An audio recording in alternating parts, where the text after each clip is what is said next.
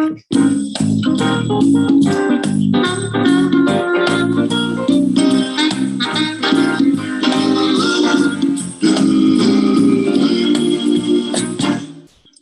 do birds suddenly appear every time you are near? Just like me, they long to be close to you. And why do stars fall down from the sky every time you walk by? Just like me, they long to be close to you. Oh, oh, oh, on the day that you were born, the angels got together, decided to create a dream come true. So they sprinkle us in the air, and I see heaven when I look at you. That is why guys in the town follow you all around. Just like me, they long to be close to you. Woo! Just like me, they long to be close to you. Hello, everybody, Lottie, Dottie, and everybody. This is Dr. Willie Jolley and my beautiful bride. This is Dee. And for those who are just joining us, we're the authors of the book, Make Love, Make Money, Make It Last, 10 Secrets to Shape a Great Marriage. We've been married for 37 years. Haven't had an argument in over 35. And you're supposed to say, that's not long enough. That's right. So with people, husbands, this is a little tip, okay? When you're out with your wife, you got to be with your wife when you have to do this. And someone asks you, how long y'all been married? Here's the great answer. Especially if you don't know how many years. Well, even if you do, here's the great answer. Not long enough. You win, you win, you win. That's a winning line. That's a winning line. Anyway, we're the authors of the book, Make Love, Make Money, Make It Last. I've not been married long enough. I've been married 37 years and it's not long enough. And I still got the hots for her. And I still got the five for her. And I still crawl over broken glass for her. And if she try and leave me, I'm coming with her. And so we're grateful. Look, before we get started for the night show, we want to let you know that this is pre-recorded. We are in and on vacation. Okay, we're on the beach. And we've recorded this in advance. So you will have a good, fresh show to have for tonight. Now, that's first. Second, next 2 weeks from now, on the 22nd, we're going to be on the Today Show. The Today Show. That's right. The Today Show. Third hour of the Today Show, talking about marriage. This book is blowing up, blowing up. So if you don't have a copy, go to JolleyMarriage.com and get 2 copies, one for you and one for your significant other. My friend, Terrence Gray Sr. Let me show you what he wrote last week on our post. He said, break the mold. Your marriage is cold. So get the book. It's the new marriage handbook. Get 2 copies and get ready to rock and roll. So smart. He's good, that Terrence Gray Sr. Thank y'all. Thank you, Terrence. So we're grateful for his support. He's been telling people all over. He buys it. And Linda and Greg Kazera, y'all are probably watching, that y'all have showed us on many occasions that y'all buy the book for people in your relationship, in your marriage, and I mean in your family, in your network. You just buy it for people getting married. You just bless them with it. Thank you, thank you, thank you. And they've been married for 40 plus years. They say they watch every week because they get some good. So we're grateful. All right. Also, we want to make sure everybody knows that you can still get access to our series that we did in June. Many people were blessed, they say, by it, helped by it. So if you go to JolleyMarriage.com/events, you can get access to our relationship repair 5-session series plus a bonus session. But the 5 sessions are communication, sex, finances, family matters, and blended families. If you got some room for improvement in any of those areas, go to JolleyMarriage.com/events, get the relationship repair series, and there's a special bonus session, which is the 11 biggest problems biggest mistakes people make in marriage that mess up their marriage. So go, and go. JolleyMarriage.com/events. All right. So we heard you the Today Show. We go to Relationship Repair Series. And now we want to talk about what we're talking about tonight. And so if you saw the promo about it, we're talking about the fact that we're getting many more coaching couples who want to get coached and get coaching clients. And, and we're finding out that many of them argue and bicker and argue and bicker and argue and argue about stuff. We say, why do you argue so much? I think they don't like each other. Well, you're making I know that's what you were going to say. You know I'm going That's my opinion. But I don't think that's the case. I don't think it's that they don't like each other. I think they have not figured out or been taught the systems for having a marriage where you don't have to argue. Look, we've been married for 37 years, haven't had an argument in 35 years. 37 years, haven't had an argument in 35 years. That does not mean, what does that not mean? That we always agree. No, we don't. No, we have points of interest that we disagree about, but we created systems so that we don't have to argue about it. We don't have to get mad. And I think we created systems out of necessity because we didn't like the fact that we were arguing about the Chinese food, which was really symptomatic of the fact that we hadn't gotten to what was important to each of us. Because I thought you were being cheap, right? And then you raised your voice. So that's just a quick summary. So when I say, if you're arguing and you're doing it all the time, I would think it would wear you out. Why are you doing it all the time? Well, that's what we want to talk about tonight. Well, maybe you're not friends. Well, that might be true. Now that very well, you say they don't like each other. There's a difference between not liking each other and not being good friends. Well, best it friends. might be true.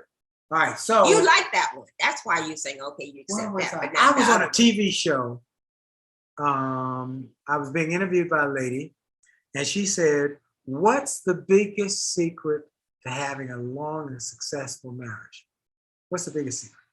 Immediately, I said, "Friends first. Friends first." She said, "Wow."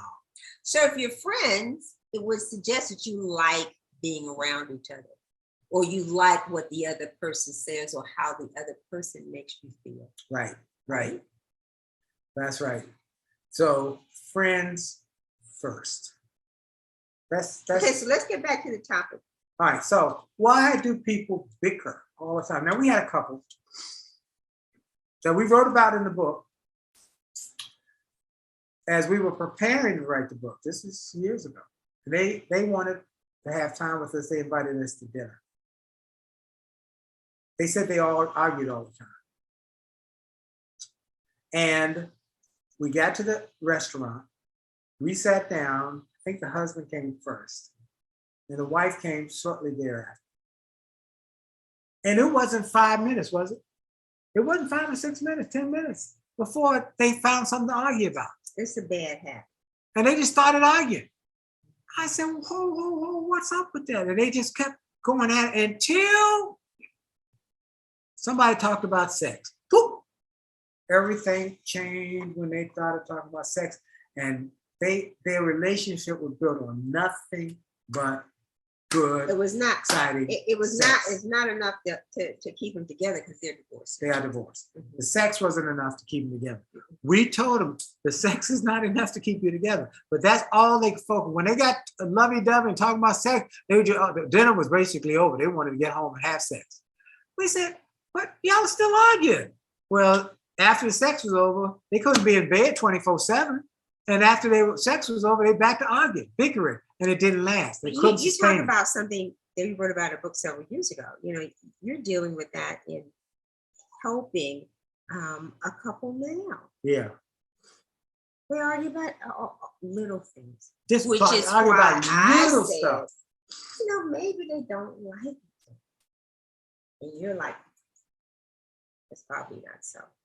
I don't think that's such a surface level issue. I don't like them. No, that's not it. They probably love each other or have loved each other, but they're not friends. Here's one thing I would say. They're not friends. Here's one thing I would say. Love. Do you love them enough to let them be right? Wow. That's probably another topic. But you know, everything is not worth bickering about. It raises your blood pressure. It doesn't help you be finding a comfortable, peaceful space. It makes you stressed out. Huh? Yeah. So what do people argue about? You know, they got certain things that people argue about: sex and money and communication, and about being appreciated and chores. But when you have an arguing culture, when you have a bickering culture, you can argue about anything. You can find almost anything. We had a couple who, again, would not listen to our counsel and ended up divorced, but they would argue about who's going to turn off the light at night when they get into bed.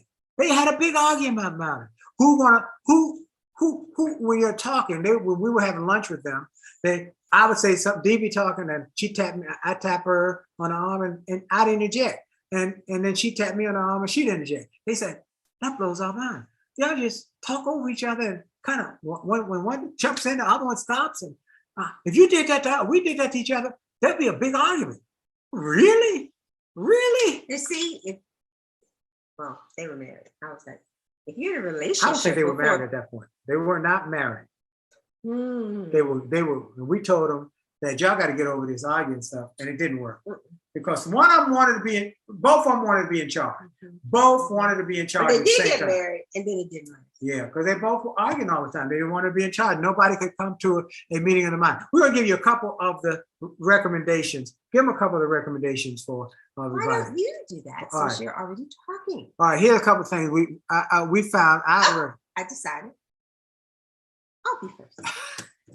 Okay, sweetie pie. I interjected. Yeah, see how she interjected and see how I went along with it? I didn't make no big deal. It's not a big deal. Let it go. That's just because she's going to get rewarded later. All right, here we go. Okay. What I said, which is what we said before, but a reminder, attack the problem and not each other. So you're a united front. You can disagree about an issue, a thing, but you put that on one side and the two of you attack whatever that problem is. Don't attack each other, attack the problem.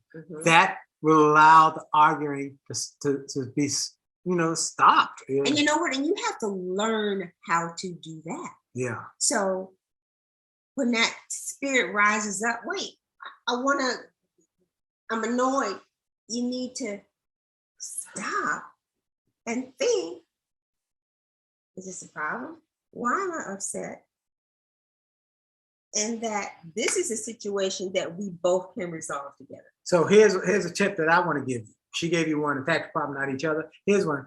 Rather than fighting more or less, disagree better. Be better about it. Rather than saying, I'm going to fight you, because have a different mindset that we can disagree. And how do you disagree better? How does that work? Have a conversation. It's a conversation. We have a conversation. We might disagree on, I don't know what we might disagree on. We might disagree on, what's something we recently may have disagreed on? I don't know. We don't even get there. It's so hard for us. Michael Jordan and Larry Bird did a commercial where they were supposed to make shots and then not get a hamburger or something from McDonald's and miss shots. But they had such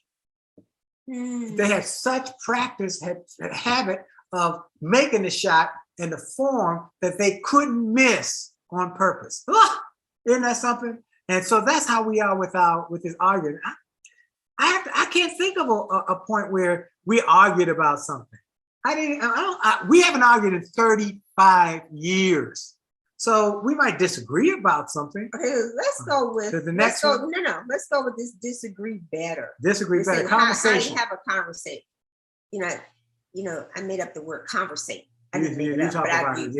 Yeah. So if you're saying disagree better with your conversation, then what are some strategies that will get you to disagree better? Now, hold one second. We're going to have some of the folks going to jump off of IG. So Cheryl's going to tell them how to proceed. Okay, here we go. Cheryl will tell you. All right, keep going, Steve. Now, how do we disagree? Okay. You need to set some ground rules. How do you disagree better? You need to set some ground rules. Okay. So that when we're discussing a problem, we're going to use tones that are kind and thoughtful. Yep. That's a big one. That's a big one. How the sound of your voice. You know, when people raise their voice and get harsh sounds, that's an argument sound. That's a fighting sound. That's a belligerent sound. That's sound of war. Okay. So marriage therapist, this lady by the name of Bonnie Ray Kennan out of Southern California says, starting a difficult conversation softly and respectfully dramatically increases the chances of a good outcome. That's exactly right. That's good. And that's what we say in the book. How, and not what you say, is how you say it. It's not what you say, it's how you say it. But I think that oftentimes we don't know how to say it because sometimes people come from households and backgrounds where the style is just a howl and scream.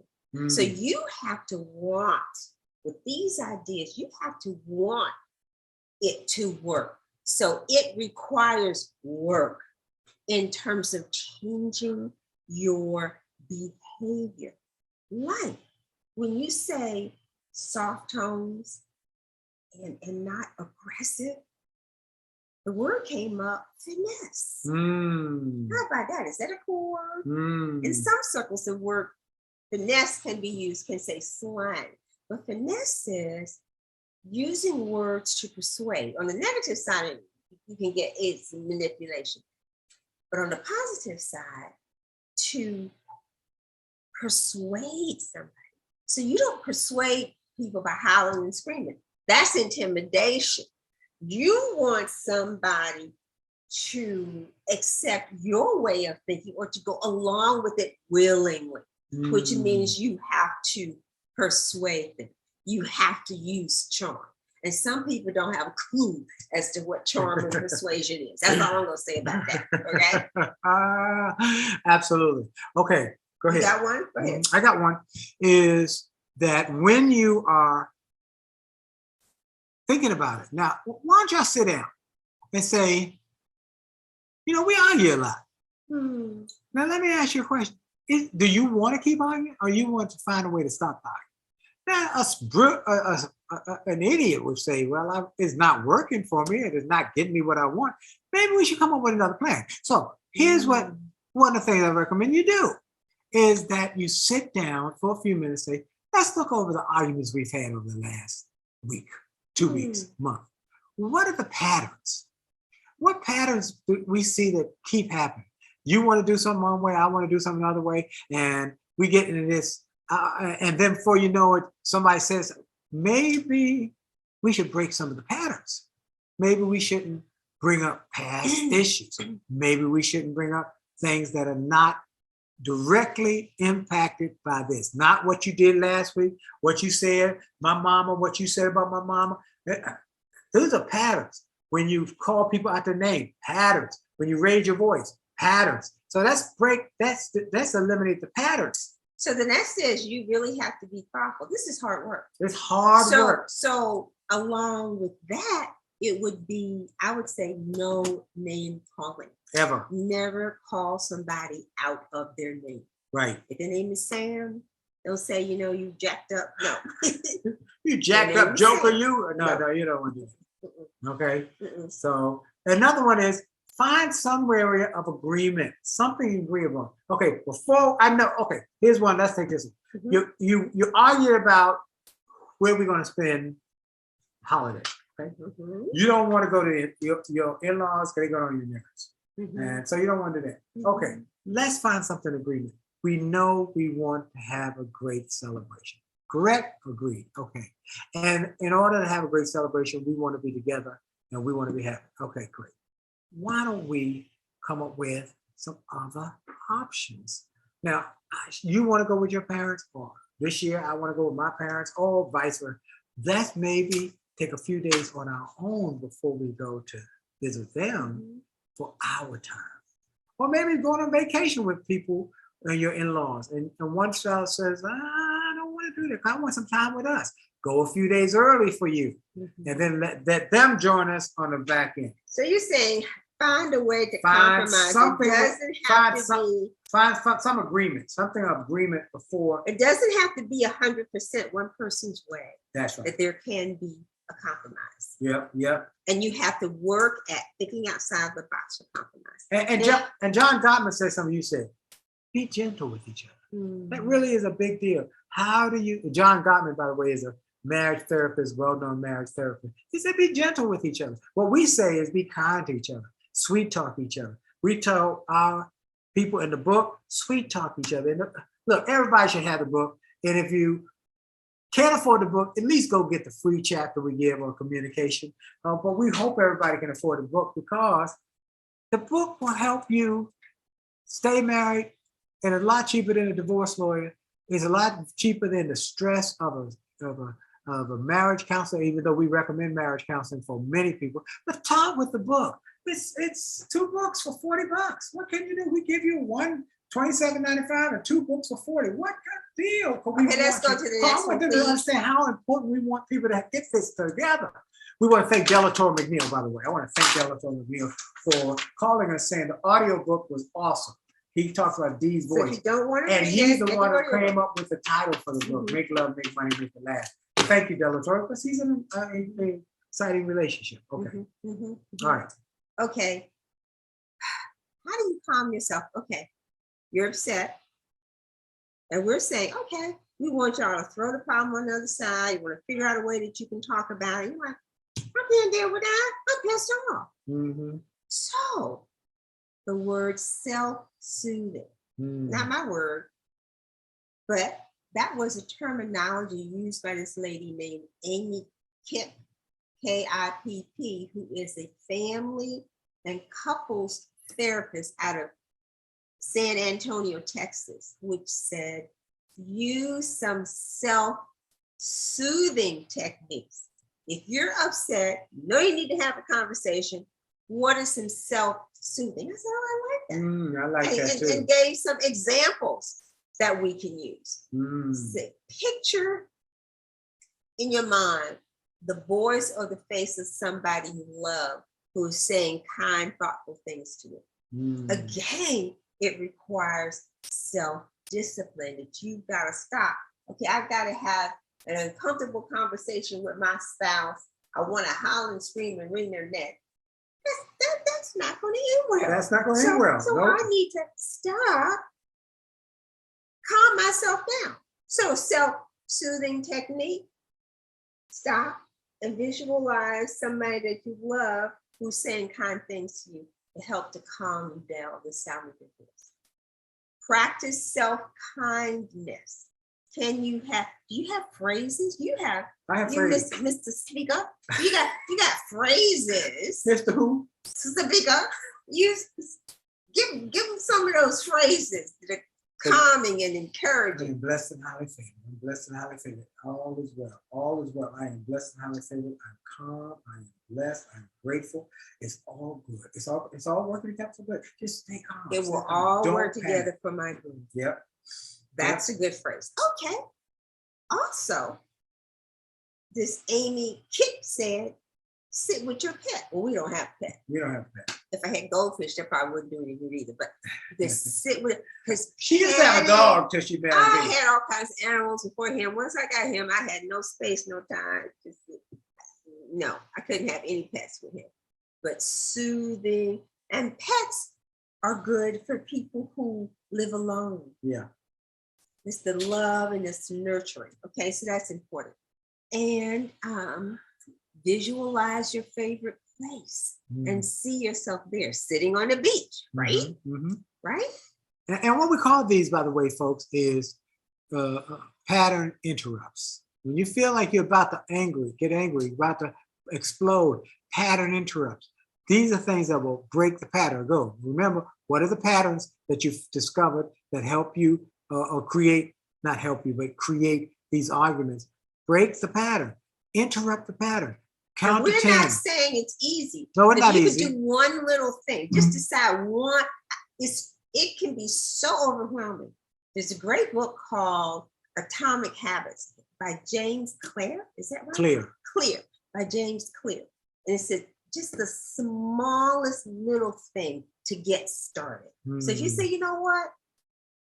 My pattern with my spouse has not been good. We argue about, when you feel that heat rising inside of you, you might want to say, if I can just take a deep breath. Yep. And hesitate before I open my mouth.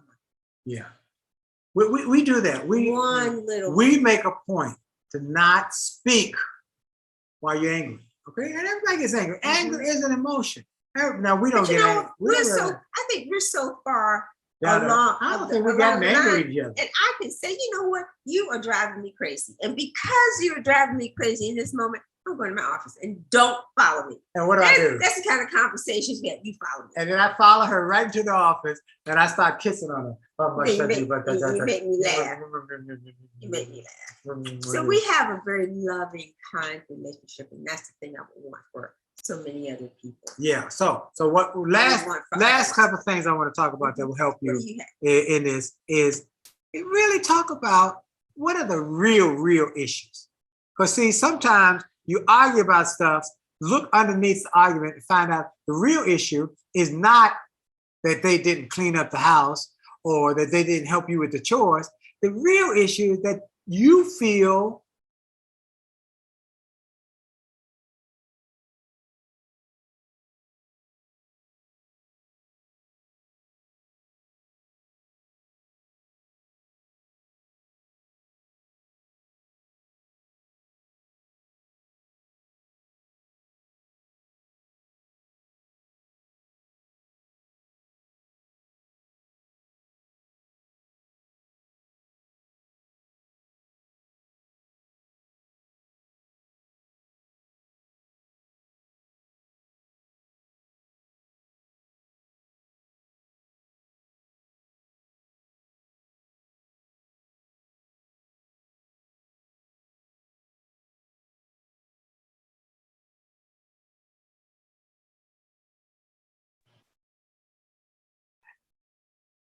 okay, we're back. Okay. All right. So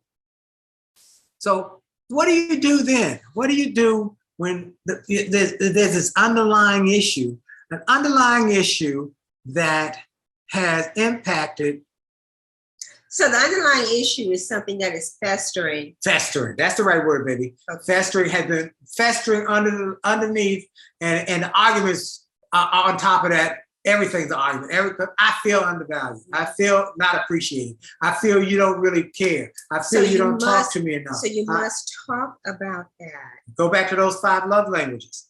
You know, that know your spouse's love language and be kind and gentle and thoughtful. One of the things we find that people. So you know what? But that goes back to what we talked about last week about studying your mate. Yep.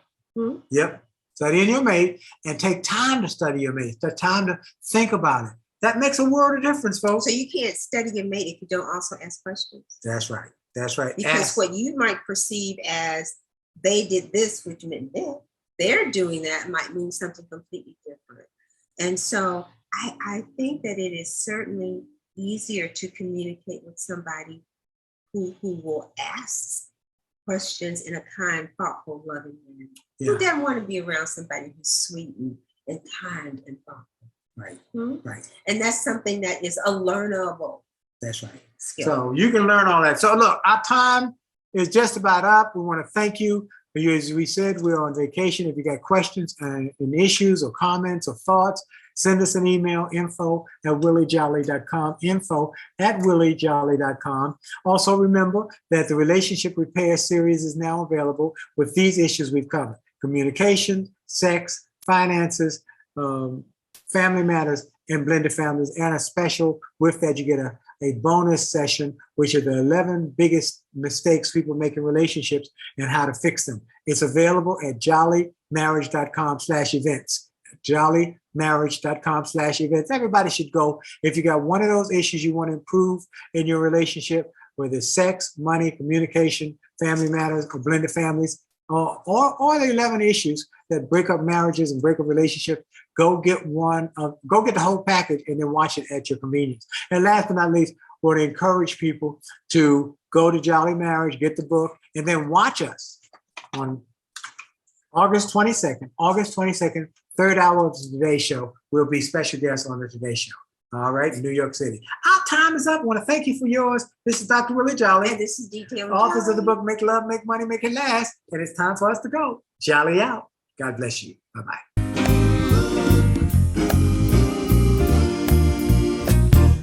Why do birds suddenly appear every time you are near? Just like me, they long to be close to you.